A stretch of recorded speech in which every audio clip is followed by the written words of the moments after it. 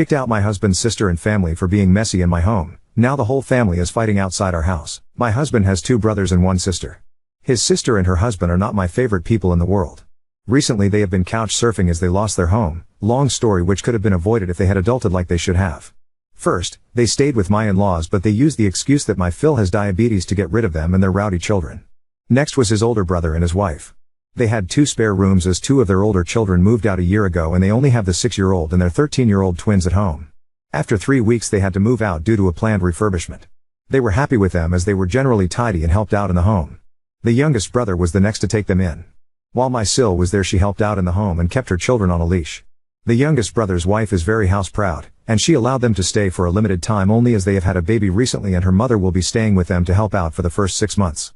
Then they emotionally manipulated my husband to say okay.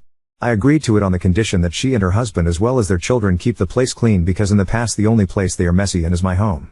For example, if they are throwing something into the kitchen bin, they will throw it in the general direction of it and not in the actual bin. It's extra gross when it's food stuff that dries up and stinks out the place. Similar things happened in the past where she would leave her sanitary towels on top of the bin lid in the bathroom instead of in the bin. Her oldest daughter started her periods recently and I asked the younger brother's wife how things were for tidiness. She said she had no complaints. They went to bed on time and kept the place clean. However, they were there for only 2 weeks. They are always tidy at the other houses, I know this from experience too. During Christmas and summer holidays when we stay over at each other's places I've seen the difference in how they are at my place and the other places. Before they moved in I made the younger brother, and my parents-in-law's witnesses to them agreeing to keeping my house as clean as it is and to chip in with chores. If they broke the rules they would be out immediately. She fussed and denied past wrongdoings but said as you wish your highness sarcastically. The first 5 days were smooth sailing. This morning I found a sanitary towel on top of the bin and not even wrapped properly. That is not all. Her daughter is staying in my daughter's room and she made a mess of the shampoo and conditioner in her bathroom and had left a tampon on the side of the sink forgetting it from last night. Her husband leaves early for work and the kitchen was a mess when I finally got downstairs. I have a curious toddler and I don't want him to pick up a bloodied sanitary towel. I knocked on the guest room and told her to pack her shit and get out. She looked angry and tried to play innocent. She said it was only some blood and to chuck it in the bin if it bothered me so much. I told her no and picked up her suitcase throwing their stuff in it. At first, she wouldn't leave the house saying she was going to wait for her brother as she doesn't take orders from me, but I told her this house belongs to me too. I dropped her and her youngest ones off at my in-laws. A few hours ago her husband came back from work and when I wouldn't let him in he made a scene. He went to my in-laws, but they don't want them there due to Phil illness. When my husband returned from work my in-laws turned up in our driveway with her and her family within 20 minutes. They are still standing outside and squabbling about being let in. I refused to open the door and told my husband if he backed due, he wasn't welcome in our home either. So, the family thinks Ada because I have never liked her and am using any excuse to get rid of her. Update 1. Yesterday my driveway looked like a scene from some Mexican standoff. They were out there discussing the matter while I refused to go out and engage. After 2 hours, yes 2 whole hours they left. They are currently at my in-laws, but they made a promise to return to discuss the matter tomorrow as everyone will be home from work, and that way we could all find a workable solution. Well, at least that is what my husband relayed. When my husband got inside I told him that I would not have them in my house. I told him that he could clean up after them. Which he did. After cleaning up he asked me why I made him do that. I told him I was just as grossed out over other people's bodily fluids as he was, and unlike him, I wasn't biologically related to them. So if he found it unsavory, imagine how shitty I felt in the past cleaning up after them. He promised to buy a new bin and bleach the sink 3 times. Our strategy for tomorrow is that under no circumstances are they coming to live with us. His niece will be made to clean up the bathroom shampoo and conditioner mess. He left that part for her. In the meantime, our daughter can use our shower. We'll see how this turns out tomorrow. Update 2. Yesterday was a long day at my in-laws. We went early to get it over and done with. My in-laws started with the guilt trip first. They mentioned that they would take them in until they found a place, but due to Phil diabetes, it wouldn't be good for his health. I told them to tell their daughter to parent her children so they wouldn't run around amok like monkeys. That way they could stay with them as they have spare bedrooms. That didn't land well with Sil. She went on a tirade about how I've always been jealous of her and that I was trying to drive a wedge between her and her brother. I told her she didn't like her own life, so me being jealous of her and her life was a stretch that required suspension of reality. She asked my husband if he was okay with me telling him what to do with his family as he always stays out of my family's business. She told him to lay down the law and tell me that his sister and her family would stay as long as IT took them to find a new place to stay. My husband was having none of that. He told her that the house was mine just as much his and it was a 2 yes and 1 no deal. Just because I was stay at home now didn't mean that I didn't contribute to buying the house when I was working. The younger brother and his wife said they wouldn't be able to host them as they had his mill staying due to the baby. The older ones mentioned the refurbishments.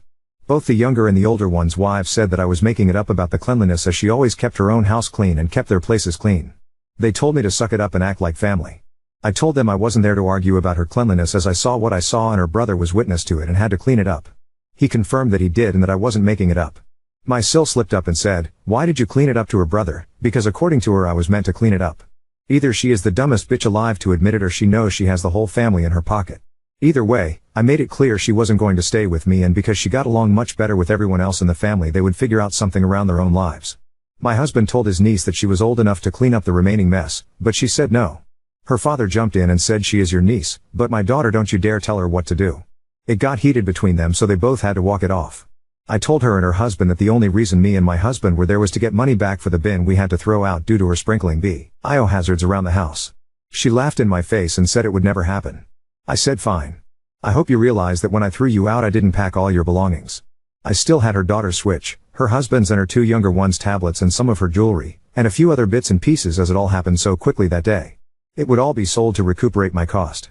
We left, but she was yelling loudly about what she would do to me if I dared to sell anything. My husband has my back and he said go ahead and sell whatever you need to. Later on, they kept texting my husband to do them one last favor by putting up with her for a few months until she got back on her feet. I told him that no matter what I wouldn't agree to let her slobby husband, and her horde of children back in. They texted me too, guilting me about his niece's education. With no place to stay close to her school, she might have to start at another school if they get a rental which isn't in the school zone. I texted back tough luck and blocked them. My husband won't block his parents but was pissed at his brothers for telling him that he was selfish to not take them in as they were in a hard place in their lives. They did admit it was gross but excused her behavior by texting that maybe I did something to aggravate it. To top this off, the oldest wife left a voice message through her husband's number to my husband's WhatsApp. She said, "I kid you not. You are still okay to watch her 6-year-old on Tuesdays and Wednesdays like usual." I told him to say, "Figure out what the answer to that request is." So that is where we are at now. Update 3. Went to pick up my children, and had to stick around a little longer as a new family is moving to the area. The parents wanted to meet their children's classmates' parents.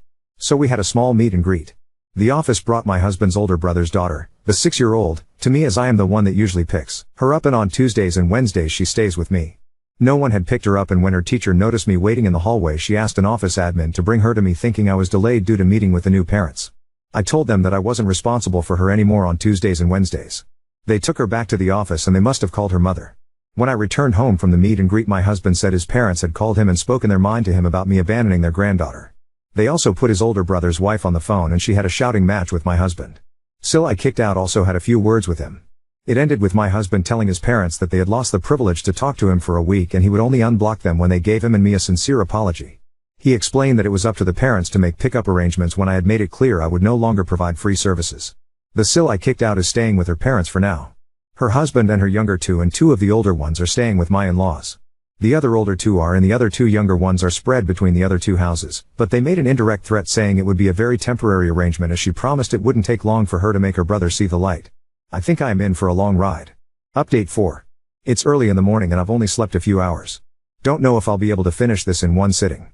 Friday I dropped off my children at school and the older brother's wife was there at drop-off time.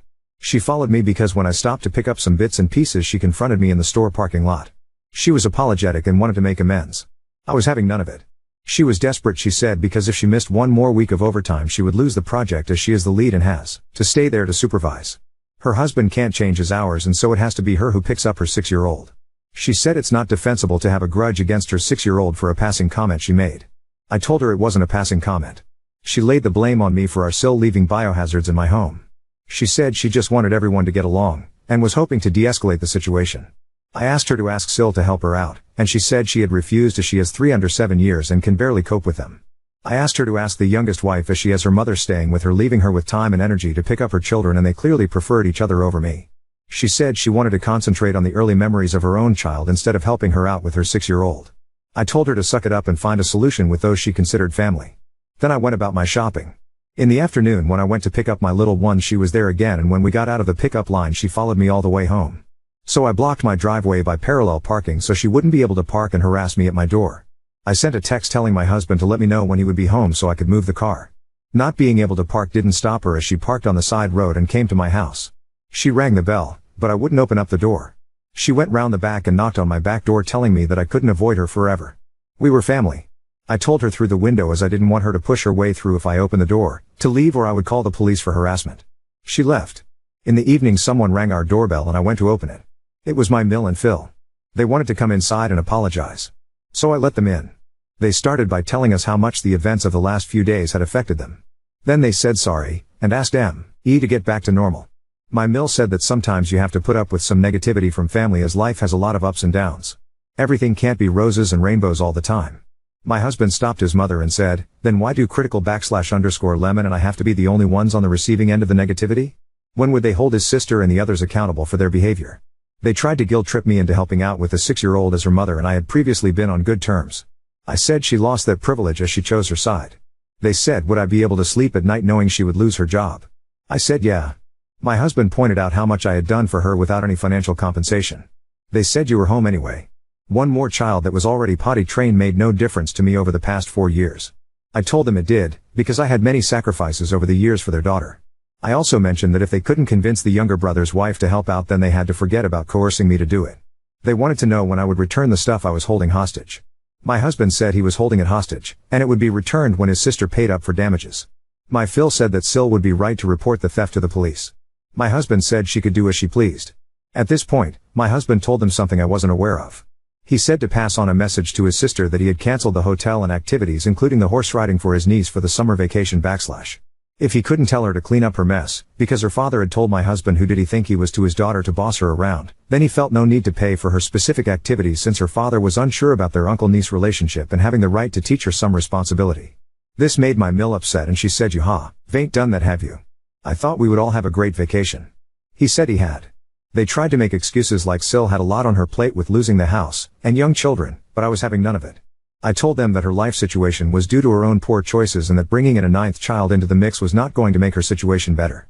My Mill said every woman had a right to decide for themselves about their family planning. Her body, her choices, and I was not to dictate to her what she should and shouldn't do. I asked her like you are dictating to me right now, by weaseling your way into our home under the guise of an apology? She said no, it was different. She wasn't telling me to have more or less children as she loved grandchildren. The more the merrier. I told her she couldn't expect me to look after other people's children either. The less stress I had the merrier I was. It also comes under my body and my choice. They turned to my husband and asked him if he was really putting them through all of this because we had decided to be less amiable over a silly thing. He said scrubbing down the 2 bathrooms after his niece and sister wasn't the highlight of his life. As they were stuck making excuses and lamenting over us not joining them for the family holiday and by canceling Sil and her family's holiday and ruining the mood for everyone, we told them to leave politely.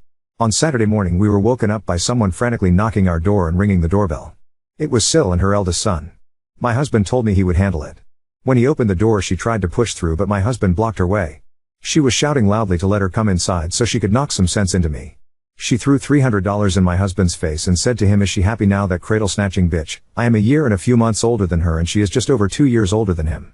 She called me a jealous whore, and a few other words. She told him that I had ruined their family by manipulating him. Edit to add, she said now that she had returned the money she wanted him to rebook the vacation and activities ASAP.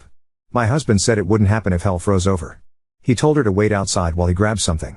He went inside and put their stuff in a bag, except for one of the tablets that he had bought and he was still paying the insurance for. He opened the door and threw it at her. She was cursing and told him to grow the fuck up.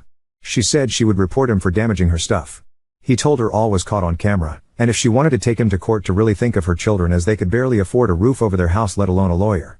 Before he closed the door on her face he told her to not step foot on our property again. She left without more drama. My Mill and Phil phoned us and tried to talk some sense to us. My husband and I had agreed to let them see our children under certain circumstances. They said they had grandparent rights. I told them that although I was no lawyer their rights were very limited in the state we live in.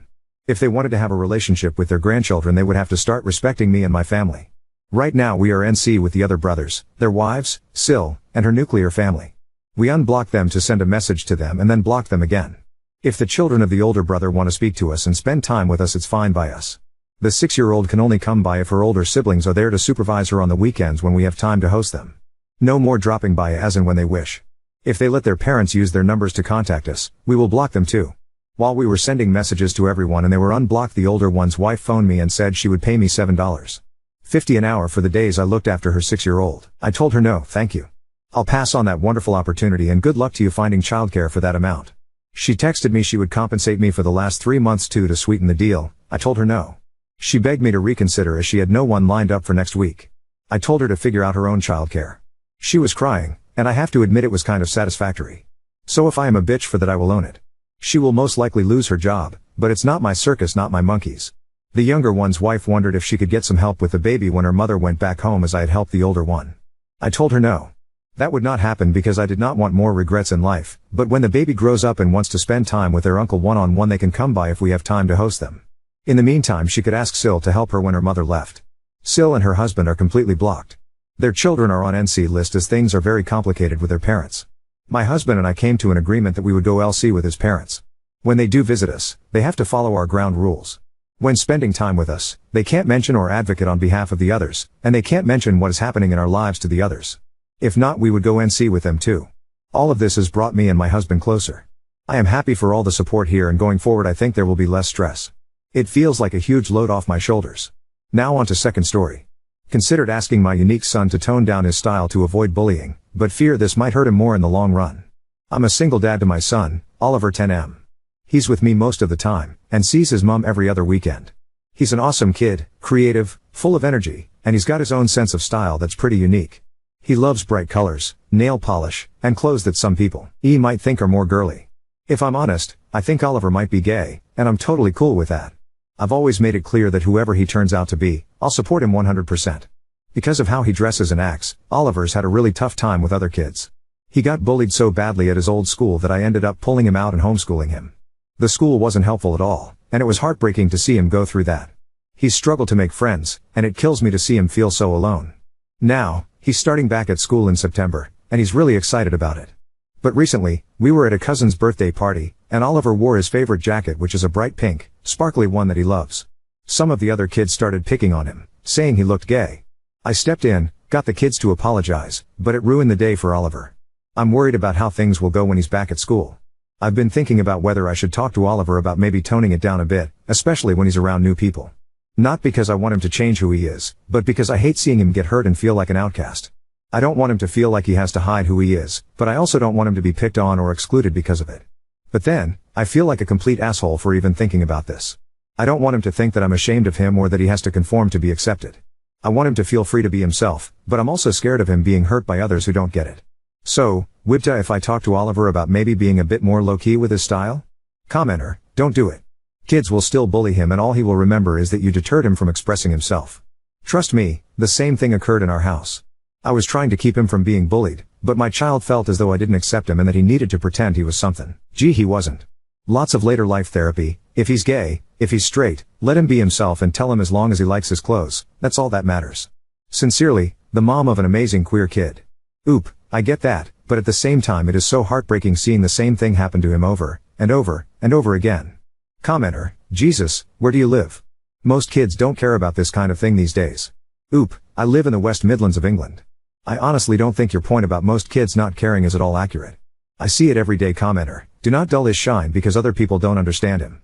I understand it may be coming from a place of protection, but it needs to be addressed with the potential aggressors, not with forcing your son to change who he is. Oop, but when you can't do anything more with potential aggressors. I have done, and will continue to do everything I can. But sadly I can't literally watch his back 24/7, even though I would if I could. Any time he has a comment made to him he breaks his little heart, and it is so devastating seeing him go through that again and again. Update 1. Hey all, it's been about 26 days since my original post, and I thought I'd give an update now that Oliver has had his first week back at school. I can happily say that so far, things are going much better than I'd hoped. Over the summer, Oliver and I had a really important heart-to-heart. I sat him down and told him just how incredibly proud I am of the person he is becoming. I made sure he knew that there is absolutely nothing he could ever do that would change the way I see him or make me love him any less. Honestly, it was a bit emotional, and I even got a bit choked up. I told him that if wearing his favorite jacket, the one that's caused some hurt before, made him happy, I'd stand behind him 100%. But I also wanted to make sure he was prepared. I explained that, while I'll always be there for him, I can't always be around to protect him, and he might have to stand up for himself if kids make fun of him. I made it clear that this doesn't mean he should change anything about who he is, but that he needs to be ready to handle it if anyone says anything cruel. Oliver understood, and we spent the summer coming up with some playful comebacks together. He really wanted to take the jacket with him to school, so we made it a bit of a project, imagining the kind of things kids might say and crafting witty replies that he could fire back with. It was actually pretty fun, and I think it helped him feel more confident about it. Now, back to school. His new teacher knows all about his past struggles with bullying, and she's been amazing. She's keeping a close eye on things and making sure he feels safe and comfortable. It's made such a difference already, and Oliver's first week couldn't have gone better. He's even made a friend, a boy named Sam, and they've really hit it off. They're planning to meet up tomorrow at the Wacky Warehouse, and Oliver can't stop talking about it. It's been a long time since I've seen him this excited about spending time with someone his age. I know it's still early days, but seeing him come home happy and smiling each day has been such a relief. Thanks to everyone who gave advice and encouragement on my original post. I really took a lot of it to heart, and I think it made a big difference in how I approached all this. Update 2. Hey, I just wanted to hop on and give a small update about Oliver's playdate over the weekend. Firstly, when Oliver was getting ready he wanted to wear all his flamboyant clothes. He asked me if I thought it was a good idea. His friend had seen him in his jacket but he was a little worried how he would react to the full Oliver. I told him to wear whatever he wanted, and if this friend was worth being friends with they would accept him for exactly how he is. This made Oliver smile. He wore his full Oliver fit when we were walking and I could feel Oliver getting a bit nervous. He was bullied so much in his last school for how he was, so I understood why. I held his hand tight and gave it 2 squeezes. This means I love you, something I learnt to teach him from Reddit actually. The friend's dad was with him and he looked at Oliver and gave a little curious look, but apart from that it was fine. The boy said he loved Oliver's clothes. They spent about 4 hours playing, and we ended up eating together. On the way home, I told Oliver how proud I am of the little man he is. I am so proud how he is so willing to be himself, and so brave to continue despite any backlash he gets. I love him so much. This is my final update on this account. I don't know if I'll ever show you these posts, Oliver, maybe in a few years when you're older so we can laugh at how worried I was about you. Your dad is so proud of you. I think you are the most amazing person in the whole world. Even when you drive me absolutely nuts. I am so lucky to get to be your father. I am so lucky you are in my life. I love you.